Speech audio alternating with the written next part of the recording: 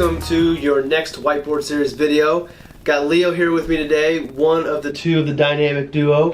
Roman's still finishing up school. Leo, will you please tell everybody what we're going to be talking about today? Control you can control. Control what you can control, that's right. Do you have any idea what we might talk about? Nope. Nope, that's alright. Well, that's why we're doing this video. So a lot of the videos tend to be more about a certain subject matter. Today I just wanted to talk briefly about something that you need to focus on when you're thinking about your planning and your investing, and that's just simply control what you can control. Early on when working with clients, a lot of times the conversation starts out focusing about investments and returns and what are my investments going to do for me.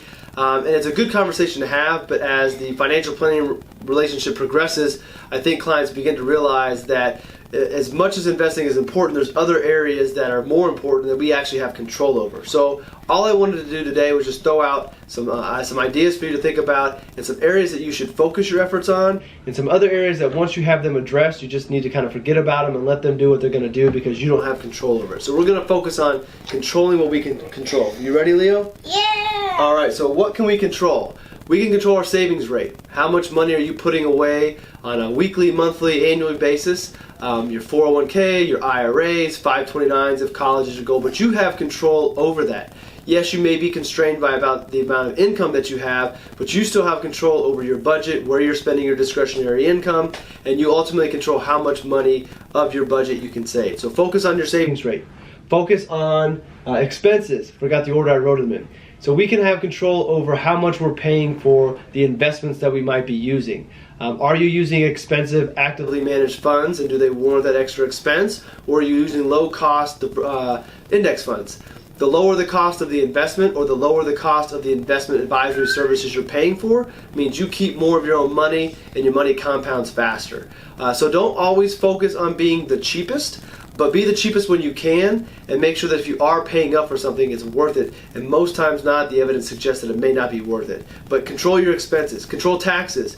When do you place trades in your taxable accounts? Anything that you own for less than a year that you sell is taxed at income level, at your ordinary income level.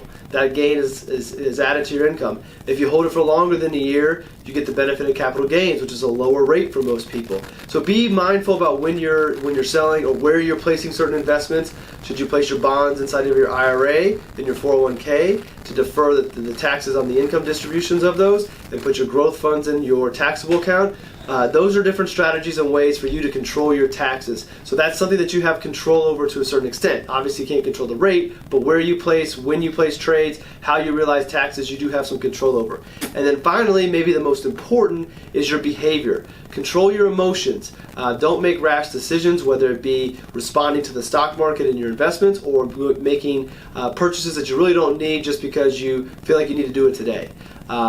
Those are all the areas that you can control. Again, behavior is probably the one you have the greatest control over, although it might be the hardest just because of the way that we're genetically wired as human beings. That makes the case for working with someone like myself as a financial advisor to kind of help you manage those behavior and those emotions. But what are the things that you can't control? Well, you can't control the market as much as you think you can, or would you like to. As much as market professionals pretend that they know what's going to happen, we have absolutely no idea what's going to happen day to day in the markets. There's a pretty good indication that over the long term, it's probably going to zig and zag on its way up and to the right, but there's no guarantee in the short term of what's going to happen. We don't know, and you can't control it anyway. We can't control politics. We can't control everything else. There's so many other variables to your plan that life may throw at you that you have that are out of your control. Loss of a job, loss of a loved one. Those are things that you can't control, so don't focus too much time on those. Focus more of your efforts on the things. So Leo, does that make sense? Yeah. So what are you going to make sure that you're doing as you grow up and start working on building your finances? What are you going to do? Oh, you're going to be a basketball player? But when you're a basketball player, you're making all this money. What are you going to focus on? You're going to focus on controlling what you can control? Alright, well that's it for this whiteboard video. Next time we'll at least have Roman here. But for that, we'll let you guys go and we'll see you the next episode. Bye-bye.